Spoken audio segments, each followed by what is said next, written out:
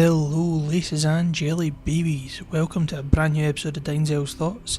This is the third in my E3 special series this week, this time Nintendo. It's going to be quite a short episode today, but that's pretty much due to the fact that the Direct not really having all that much that I felt comfortable discussing. It's just not really my type of thing. So once again, let's do this. I'm obviously going to start with Super Smash Bros. Ultimate, the brand new Super Smash Bros. Game for the Nintendo Switch.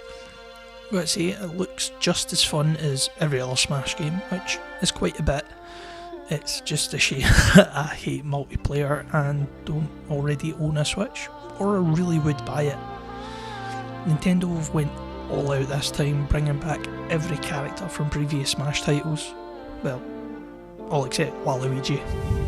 Poor guy. But other than that, it's actually really cool. And not just because obviously everybody gets to play with their favourite characters from throughout the series, but the amount of time that has to go into balancing a fighting game with that many characters is absolutely insane. If I'm not mistaken, it totals up to over 60. And in the treehouse that was after the Direct, Masahiro Sakurai was there, and he went into a lot of detail that explained the type of work that went into the process for adjusting and balancing the characters with each other. There were also some new characters like Ridley, Samus's nemesis from the Metroid games, as well as adding shadow characters, which are similar to the main ones in the game, but they're slightly different. It's kind of like an alternate, if you will. The main example that they were talking about was Princess Daisy from the Mario games being Princess Peach's shadow character. So there's lots of cool wee things like that. There's also lots of other bits and pieces that put into the game, like all the previous stages from other games, and that they've edited all the characters' movesets and optimised them. All in all, it'll probably be a great game, I'm not gonna lie, it really will. And I'm sure if I do ever get round to playing it, I'll probably thoroughly enjoy myself. Next up was Super Mario Party. Game seems like it's much more multiplayer fun, and the trailer showed pretty much exactly what you would expect from Super Mario games and the Mario Party games. A nice combination of them.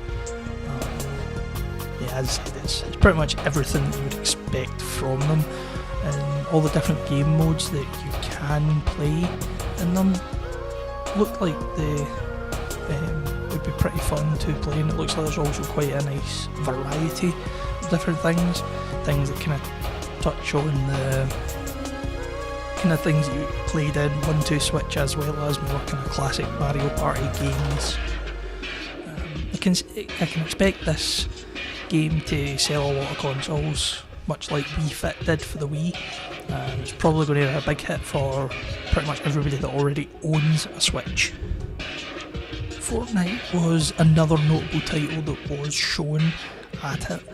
The highly popular title that is taking the PS4 by storm is now going to be on the Switch. Although one thing I will note about it is that as of this video being put together, you can't actually use your PS4 save or login on the Switch. That seems to be an issue on PlayStation's part, although from the amount of complaining I've seen online about it, I definitely could see this being changed pretty soon. Now, the next game that I'm going to talk about is the one that definitely appealed most to me, and that was Fire Emblem Three Houses. In my opinion, it was the best looking and most interesting game that was actually shown at the Direct, and it's one that I would consider buying a Switch for, although probably not anytime soon. There's far too many other things that I'll be getting gaming related. But when this comes out, yeah, no, I could definitely see me getting this.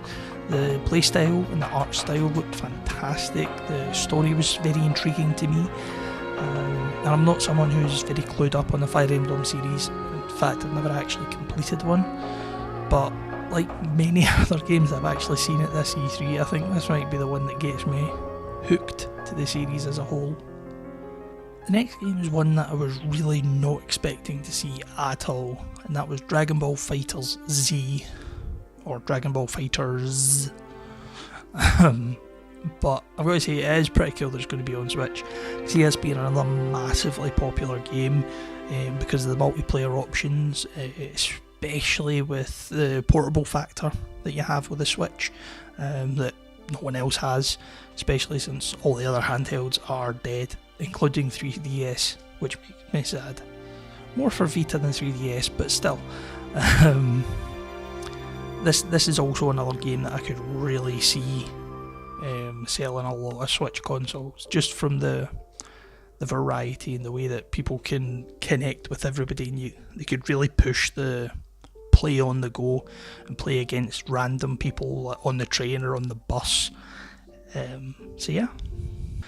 Other titles that they announced during the Nintendo Direct were Xenoblade Chronicles 2, Torna the Golden Country, that's a mouthful, try and say that 10 times fast, Daemon X Machina, Overcooked 2, which I have to say did look kind of fun, Killer Queen Black, Hollow Knight, which is the follow-up to the Shovel Knight series, which is actually really quite fun, and I would advise you go get that if you haven't already. And Square's Octopath Traveler, which looked really quite cool. It's a return to kind of old classic JRPG style.